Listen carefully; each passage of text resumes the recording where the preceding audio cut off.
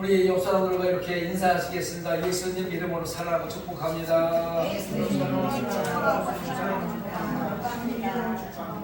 저도 여러분들 예수님 이름으로 사랑하고 축복합니다.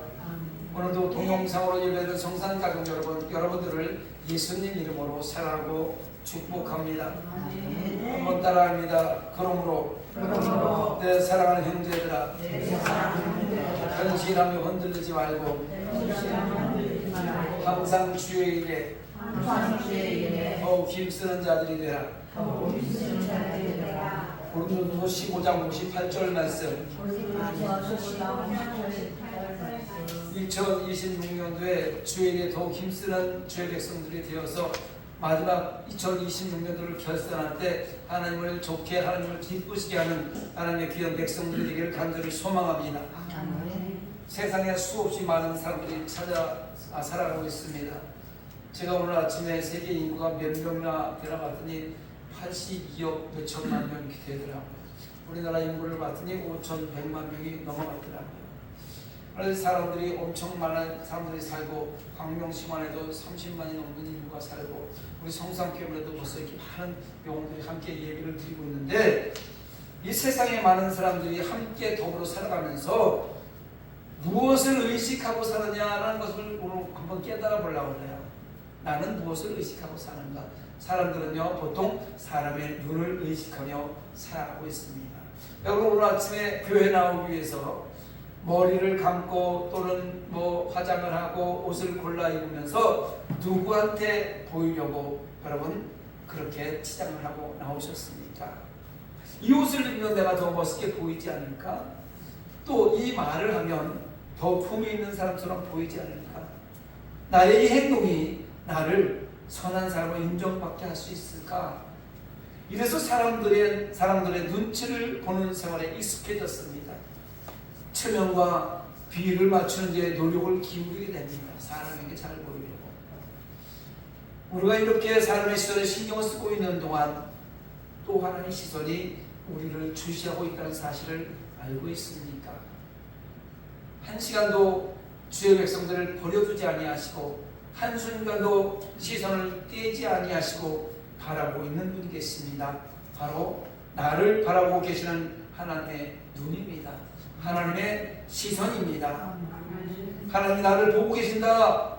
한번 따라하겠습니다. 하나님이 나를 보고 계신다. 하나님이 택하시고 너는 내 것으로 말씀하신 하나님의 시선을 잊어서는 안 되겠습니다. 하나님의 형상대로 지었고 그 하나님의 자녀들이 어디에서 무엇을 하든지 하나님께서는 그 시선을 띄지 않고 주시하고 있는 거예요. 어린애기를 놀이터에 데리고 간 엄마가 한순간도 어린아이에서 시선을 떼지 않듯이 하나님은 하나님의 형상대로 지어놓으시고 무슨 일을 당할까, 어둠에게 잡혀가지 않을까, 고난을 당하지 않을까 애타하시면서 하나님의 시선을 우리에게 고정시켜 놓고 있다는 말씀입니다. 성도는 사람의 눈치만 보면서 안개처럼 사라질 세상 것에 집중하는 생활에서 안 됩니다. 아침 안개는 잠시 있다 사라져요. 성도는 하나님의 시선을 의식하는 경건한 신앙생활의 모습이 얼마나 값지고 소중한가를 잊지 말아야 되겠습니다. 그러므로 하나님의 백성들이 주의 시선은 수시로 그 관점을 달리하는 변덕스러운 사람의 눈이 아니라는 것입니다. 우리 인간은 변덕스러워요. 조삼모사 아침 저녁이 틀리다고 하잖아요. 오늘도 주의 백성들을 진리 가운데 이끄시는 공의 하나님, 십자가의 은혜로 영원한 생명의 길을 열어주신 그 하나님, 사악한 세상의 눈동자처럼 보여주는 그 하나님, 바로 하나님의 시선입니다. 하나님의 시선을 의식해야 되는 것입니다. 성도가 하나님의 시선을 벗어나는 순간 세상의 어둠에 끌려다니며 날마다 선악과의 저주 아래서 고통스러운 삶이 될 것입니다.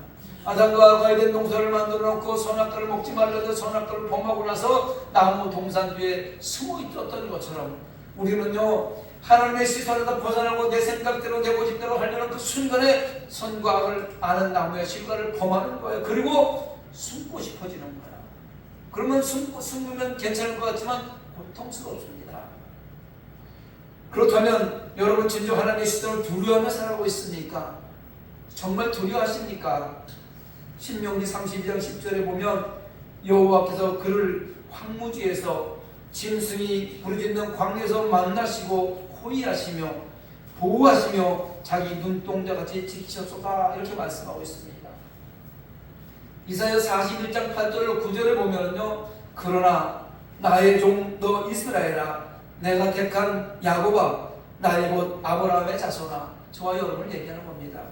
내가 땅 끝에서부터 너를 붙들며 땅 모퉁이에서 너를 부르고 내게 이르기를 너는 나의 종이라. 내가 너를 택하고 싫어하여 버리지 아니하였다 하노라. 할렐루야. 네. 언제 어디서나 하나님은 우리에게 시선을 띄지 않으시고 만나주시고 지켜준다는 말씀입니다. 네. 그렇다면 하나님의 보호하심으로 살아가는 선택된 백성으로서 하나님께 무엇을 보여드리며 살아가야 되겠습니까? 하나님의 시선이 우리를 바라보고 있다면 우리 하나님의 자녀로서 하나님께 무엇을 보여드려야 될까요? 갈라디아서 1장 10절에 사도 바울이 말합니다. 이제 내가 사람들에게 좋게 하랴 하나님께 좋게 하랴 사람들의 기쁨을 구하랴. 내가 지금까지 사람들의 기쁨을 구하였다면 그리스도의 종이 아니니라. 아멘. 사도 바울의 고백처럼 성도는 하나님이 좋아하시는, 하나님이 기뻐하시는 삶을 사는 것이 의무입니다. 그래서 오늘 11장 6절을 본문에서 하나님을 기쁘게 해드리자라는 제목으로 은혜의 말씀을 나누려고 합니다. 따라합니다. 하나님을 기쁘게 해드리자. 다시 한번 따라합니다. 하나님을 기쁘게 해드리자. 부모로서 자기 자녀에게 걸고 있는 기대대로 보고 싶은 것들을 보아가며 살 수 있다면 그들은 부모로서의 보람을 느끼고 기쁨을 누리며 살 수 있습니다.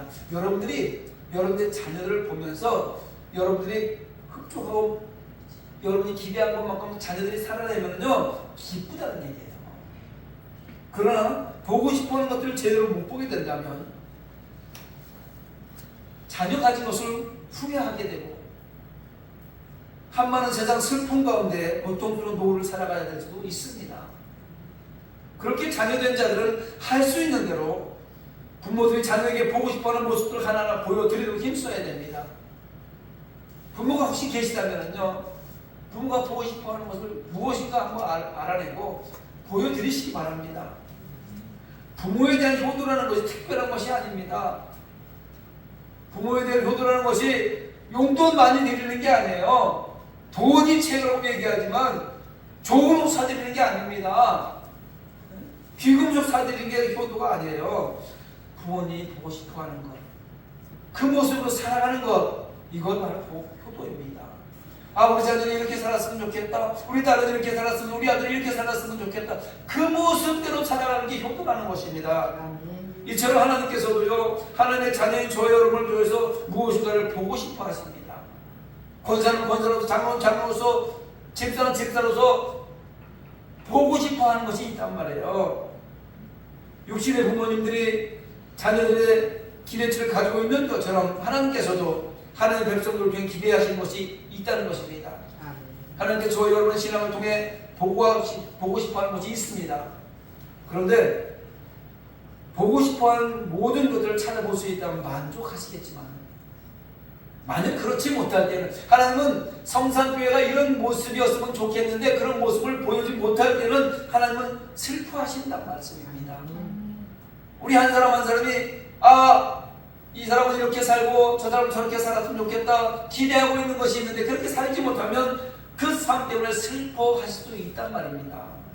그러므로 하나님의 자녀된 우리는 하나님이 나를 통해서 보고 싶어하는 것들을 보여드려야 됩니다. 할렐루야. 나의 신앙을 통해 하나님 보람을 느끼시고 기뻐하시면 그것이 하나님께 효도하는 거예요. 하나님이 내가 살아가는, 내가 삶으로 나타내는, 이 말씀으로 삶으로 나타내는 그 모습을 보고 기분 좋다, 이걸 가면 하나님께 효도하는 거예요. 5월달 가정의 달이잖아요. 오늘 스승의 달이잖아요. 우리 영원한 스승은 누굽니까? 하나님이셔요. 그 하나님을 기쁘게 해드릴 수 있는 것이 무엇일까? 그렇다면 하나님의 자녀의 성도가 아버지 하나님께 무엇을 보더라야 기뻐하실까? 오늘 본문을 통해서 몇 가지 살펴봅니다. 첫째, 하나님을 기쁘시게 하려면 확고한 믿음을 보여드려야 합니다. 따라합니다. 하나님을 기쁘게 하려면 확고한 믿음을 보여드려야 합니다. 오늘 히브리서 11장 6절에 보니까 믿음이 없이는 기쁘시게 하지 못하나니 하나님께 나아가는 자는 반드시 거기 계신 것 또한 그가 자기를 찾는 자들의 상 주시는 이심을 믿어야 할지니라 말씀하고 있습니다. 히브리 기자는 하나님을 기쁘시게 하기 위해서는 믿음이 필수적임을 얘기하는 거예요. 믿음이 필수적이다. 하나님은 그 믿음을 보고 하나님의 백성들을 기뻐하신단 말입니다. 그런데 예수님께서도요, 누가복음 18장 8절에 보니까 예수님은 뭐라고 그러냐면 인자가 올 때에 세상에서 믿음을 보고 있느냐 한탄하셨어요. 교회 다니면서 수시간은 하나님의 일을 한다고 하면서 믿는 사람이 별로 없다는 거예요. 마지막 때에 여기서 말씀하신 믿음이란 온 마음과 뜻을 다해서 하나님을 섬기는 진실한 믿음을 말하는 것이며 포기하지 않고 끝까지 기도하는 실천적인 믿음을 이야기하는 것입니다. 자, 인자가 올 때에 세상에서 믿음을 보겠느냐 이 말은요 예수님께서 나의 신앙생활을 통하여 믿음을 보시고 싶어 한다는 말이에요. 저와 여러분의 신앙생활을 통해서 믿음을 보고 싶어 하시기 때문에 인자가 올 때에 세상에서 믿음을 보겠느냐 이렇게 말씀하시는 거예요. 여러분, 예수님은요 저와 여러분의 믿음을 보고 싶어 하십니다. 성도는 무엇보다 먼저 예수님께 믿음을 보여드려야 됩니다. 마태복음 8장 10절에 보니까 내가 진실로 너희에게 이르노니 이스라엘 중 아무에도 이만한 믿음을 보지 못하였노라. 할렐루야. 이게 무슨 얘기냐면요, 가버나움에 들어갔는데 백부장이라는 사람이 나와서 갑자기 예수님 앞에 무릎을 꿇고 내 종이 병들었으니까 좀 고쳐주시옵소서 이렇게 얘기합니다. 여기서 백부장은요 로마 군인을 얘기하는 거예요. 이때 당시 로마 시민권 같은 대단한 힘이 있는 사람이에요. 100명의 부하를 데리고 있는 사람이 백부장이에요. 지금으로 말하면 군대로 말하면 중대장급 정도 되는 사람인데 예수님이 지나가는 것을 보고 가서 자기 식구, 자기 자녀가 병드는 것도 아니고 자기 종이 병들었으니까 좀 고쳐주세요 이렇게 얘기하니까 예수님께서 보고 그래 가자 이렇게 얘기합니다. 그러니까 아니요, 예수님이 집에 오시는 것도 감당할 수 없습니다. 그냥 말씀만 해주시옵소서. 나도 내 밑에 100명의 부하가 있는데 그들한테 가라고 하면 가고 오라고 하면 합니다. 말씀만 해주시면 되겠습니다. 이렇게 얘기하니까 내가 진실로 너에게 이르노니 이스라엘 중에 아무에도 이런 믿음을 보지 못하려노라. 이렇게 지금 얘기하시는 거예요. 예수님께서 얼마나 기뻐하셨을까요? 백부장의 믿음을 보고 얼마나 기뻐하셨을까요? 그리고 그 믿음을 보고 종이 치료받는 역사가 나타나는 것입니다. 그런데 많이 그렇지 못하고 믿지 못할 때는요 나사로의 무덤 앞에서 마르다와 마리아의 불신앙을 보시고 예수님이 우신 것처럼 화려한 교회와 한 구석에 믿음이 없는 우리들의 모습을 보시고 통곡하실 겁니다. 교회들은 그럴듯하게 다니고 그럴듯하게 집어넣고 수많은 사람을 끌어 모아 놓았는데 믿음이 없는 모습을 보시면 우신다는 겁니다. 여러분, 이게 무슨 말이에요? 나사로가 살아날 것을 말씀하시는 예수님 앞에 예수님이 여기에 계셨더라면 내 오른손에 죽지 아니하였겠나이다 이렇게 말하면서 믿지 못하는 마리아와 마르다의 모습을 보시면서 예수님께 눈물까지 흘리신 모습을 성경에 기록해 놓은 거예요. 그동안에 수없이 많은 기적을 옆에서 목도했음에도 불구하고 예수님께서 살아날 거라고 얘기하는데 죽었다고 얘기하는 거예요. 예수님께서 여기 있었어야 되는데 다른 데 가시는 바람에 죽었다고 오히려 원망 섞인 얘기를 하는 거예요. 그러니 예수님께서 살아나신다고 하면 살아날 수 있어요, 없어요? 살아날 수 있습니다. 믿지 못하니까 그 모습을 보면서 우셨다고 성경은 얘기합니다. 이 순간 수많은 교회들이 다시 오실 예수님을 기다리며 준비하고 있는 듯하지만 예수 그리스도의 생명의 복음은 간대하고 더 크게 교회 건물을 짓고 더 많은 사람들을 끌어모아서 인간의 탐심을 쳐버리는 모습에 통곡하시고 있을 것 같습니다. 그런 오면은 크고 작은 많고 적음의 마음을 두지 말고 오직 예수님의 생명이시고 구원의 주체이심을 확신하고 그 예수님을 향한 확고한 믿음을 보여드려야 되겠습니다. 손에 잡히지 않고 눈에 보이지 않고 귀에 들리지 않아도 예수님의 십자가의 은혜가 영원한 생명이심을 믿음으로 고백할 때 하나님은 기뻐하실 것입니다. 두 번째, 하나님을 기쁘게 하려면 성장하는 모습을 보여드려야 됩니다. 따라합니다. 하나님을 기쁘게 하려면 성장합시다. 사도 바울은 디모데전서 4장 15절에 이 모든 일에 전심전력하여 너의 성숙함을 모든 사람에게 나타나게 하라, 믿음의 아들 디모데에게 말하고 있는 거예요. 지금 이 순간에 말씀을 듣는 이 순간에 이거 말씀을 듣고 성장하려는 거예요. 좀 크려는 얘기예요. 여러분, 뿌리가 있는 식물은요, 잘 가꾸면 시간이 되면 성장합니다. 살아있기 때문에. 믿음이 살아있는 사람은 성장하게 되어 있어요. 그 성장하는 모습을 보고 주인이, 가꾸는 주인이 좋아하듯이 하나님께서 여러분이 성장하시면 기뻐하신다는 말씀입니다. 사도 바울은 디모데에게 이 모든 일, 오늘 지금 말씀드렸던 이 모든 일, 그 앞서서 언급했던 자들에게 본이 되는 일과 읽는 것과 권하는 것, 가르치는 것, 그리고 은사를 사용하는 일에 자신의 전 존재를 푹 담고 몰두할 것을 권면하는 거예요. 깊이 빠져서 성장해서 이제 너는 장성한 자가 되라, 이렇게 지금 권면하고 있는 거예요. 부모가 어린아이를 기르며 돌보며 전심전력한 수고를 오히려 낙으로 아는 것은 아기가 날마다 자라가고 있는 모습을 보고 있기 때문입니다. 아무리 아기를 정성껏 돌봐도 크지 않고 그 자리에 있으면 무슨 낙이 있겠어요?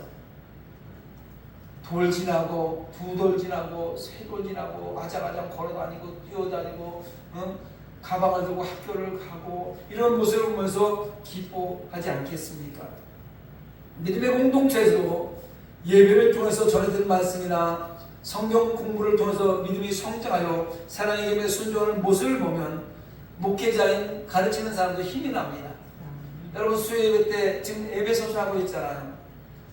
알아듣는지 잘 알아듣는지 못 알아듣는지 모르겠습니다만 와서 그 말씀을 듣는 순간에 그 말씀이 마음밭에 심겨지면 하나님의 시간에 반드시 성장하게 되어 있습니다. 깨닫게 되어 있단 말입니다. 그 모습을 보면 가르치는 사람이 얼마나 힘이 나겠습니까?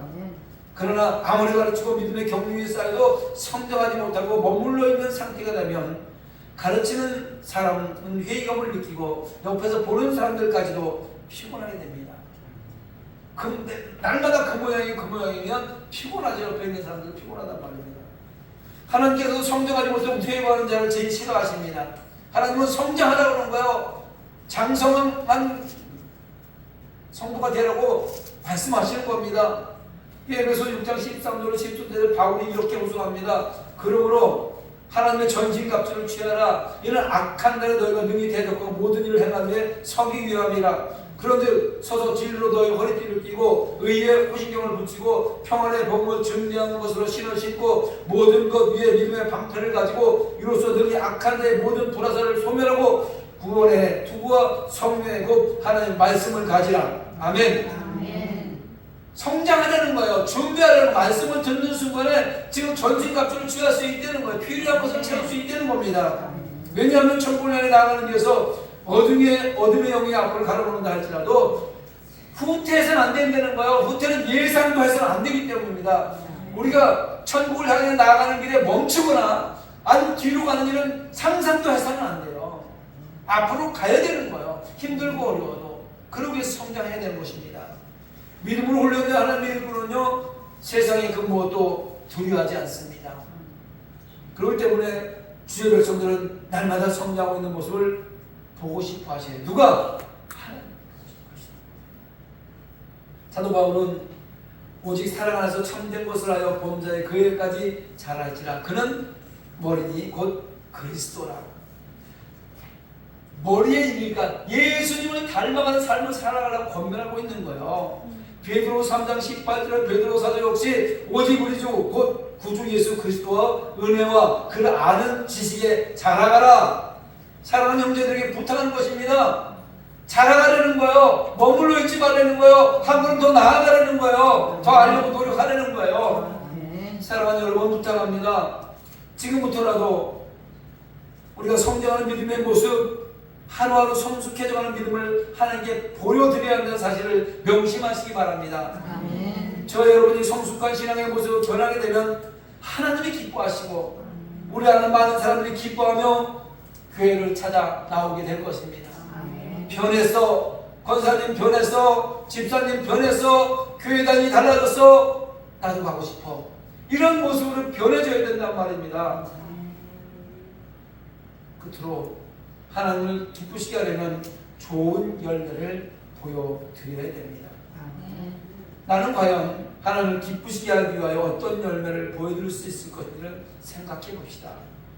성경을 보면 하나님의 백성을 나무로 비유하고 있습니다. 백향목이나 종려나무나 감람나무 또는 가시나무, 포도나무 이렇게 비유하고 있어요. 그 중에서 가장 많이 비유한 나무는 포도나무예요. 하나님은 포도원 주인입니다. 여기 이스라엘 나라는 포도원이에요. 그의 백성을 포도나무로 지금 설명하고 있습니다. 이사야 5장 1절로 7절에 나오는 하나님의 말씀으로 좋은 열매를 맺을 수 있는 방법을 제가 알려드리겠습니다. 포도원 주인은 큰 기대를 하며 계획하고 투자해서 노력을 다하였음을 보게 됩니다. 기름진 산에서 돌을 다 제거하고 깊이 파고 좋은 종자를 갖다 심었어요. 좋은 포도나무 종자를 갖다 심었어요. 거기에다 망대를 세우고 술투를 파고 얼마나 기대했는지요. 이제 추수할 것까지 기대하고 다 준비해놨어요. 그런데 그 결과는 들포도를 열매를 맺었으니 얼마나 실망스러웠겠습니까? 들포도를 먹지 못하는 포도가 맺었다는 얘기예요. 주인은 판단해보라고 말씀하십니다. 왜 들포도가 맺었는지. 내가 더 해줄 것이 없을 정도로 모든 좋은 것을 다 해주지 않았냐. 그런데 들포도를 맺으면 어찌 되는 거 한탄하고 있는 거예요. 저 여러분을 위해서요, 하나님께서 십자가 예수 그리스도를 보내주고 십자가에 죽이시고 부활하셔서 그 예수만 믿으면 구원받을 수 있는 모든 걸 다 해줬는데 여러분 뭘 맺고 있습니까? 먹을 수 있는 포도를 지금 맺고 있습니까? 들포도를 맺고 있습니까? 우리를 향한 하나님의 큰 기대하심이 있다는 사실 앞에서 성도는 그분의 소원, 하나님의 소원을 이루어 드려야 되겠습니다. 우리 선택하심과 구원의 은혜를 입은 자에게 죄와 욕심을 멀리하고 주님의 뜻에 순종함으로 인내해야 될 것입니다. 사랑하는 성성교회 성도 여러분, 아름다운 열매를 맺기 위한 자세는 이런 겁니다. 먼저 말씀 안에 거해야 됩니다. 예수 안에 삶을 살아야 된다는 거예요. 그리스도 예수 안에 있는 자를 결코 정죄함이 없느니 이는 그리스도 예수 안에 생명의 성령이 보고 죄와 사망을 보고 너를 해방하였음을 말씀한 예수 안에 살면은요 정죄함이 없다는 거예요. 정죄하지도 않고 정죄를 받을 힘도 없다는 거예요. 왜? 생명의 성령의 법이 죄와 사망의 법에서 우리를 해방시켜줬기 때문에. 말씀 안에 거합시다. 말씀은 예수님이잖아요. 그러니까 예수님 안에 살아가는 거예요. 살아있는 말씀으로 충만해야 하고 은혜의 강물이 흘러넘치는 거룩한 성령으로 충만해야 됩니다. 열매는 어디에서 열려요? 뿌리에서 나는 것도 있지만 열매는 가지에서 나는 거 아닙니까? 가지에서 열리는데 포도나무에 가지가 붙어 있어야 열매를 맺을 수 있습니다. 다시 말하면 예수님과 함께해야 열매가 맺어진다는 거예요. 생명의 열매가 맺어진다는 거예요.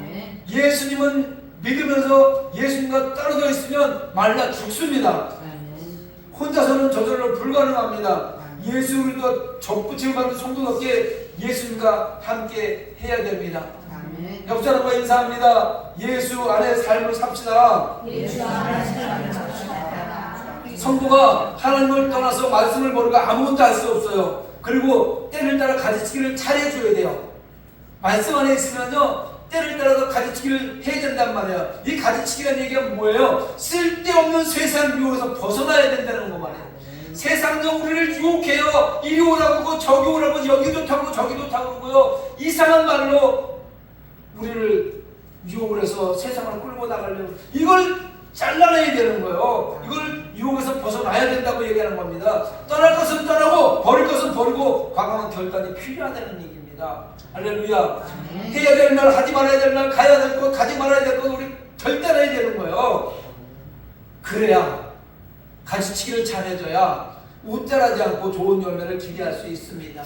아울러 가지치기를 잘해야 병충해 방지하기 위한 살균 작용이 되고, 또 가지치기를 한다면 약을 뿌리잖아요. 약을 주잖아요. 살균제, 살충제를 제때 뿌려줘야 됩니다. 여러분, 여기서 지금 살충제는요, 말씀을 얘기하는 거예요. 그때마다 우리 마음속에 어둠을 갖다 줄 때 살균시켜야 되는 거, 없애버리는 거예요. 살충제를 뿌려줘야 되는 거예요. 세상 생각이 나면 이 말씀으로 버려버리고 없애버려야 되는 겁니다. 아멘. 농부는 늘 과목들을 살핍니다. 이유는 혹시나 병충해가 침입하지 않았는지 관찰하고 예방하며 조금만 이상해서 바로 약을 뿌림으로 조치를 취합니다. 하나님의 포도원은 오늘날 가정입니다. 교회입니다. 하나님은 우리에게 각종 좋은 것을 모두 다 주셨습니다. 믿습니까? 아멘. 하나님은 다 주셨어요. 아멘. 하나님은 기름진 산에 각종 좋은 것들을 풍성히 허락해 주셨습니다. 아름다운 가정과 경영하는 모든 일들을 아름답게 하셨습니다. 아멘. 그럼 우리는 극상품 포도나무가 되어야 돼요. 극상품 포도나무가 돼서 극상품 포도를 맺어야 됩니다. 아멘. 그렇지 않으면 하나님의 심판이 있게 되는 것입니다. 이제 우리는 예수님의 사랑의 대상이 되어야 합니다. 지금 내가 할 수 있는 일들을 감당하면서 최선을 다해야 됩니다. 그러기 위해서는 성령으로 마음의 할례를 받아야 됩니다. 성령으로 버릴 거 잘라버려야 돼요. 성령으로 마음의 할례를 받으면요, 세상 것과 하나님 것이 완벽하게 구명되는 것을 보여요. 구별할 수 있습니다. 성령 충만하면요, 세상 것과 하나님 것이 완벽하게 구별되는 거예요. 세상의 것이라면 아무리 그것이 조악해 보여도, 아무리 귀중해 보여도, 그것이 내 삶에 큰 유익을 준다 할지라도 과감하게 잘라버려야 됩니다.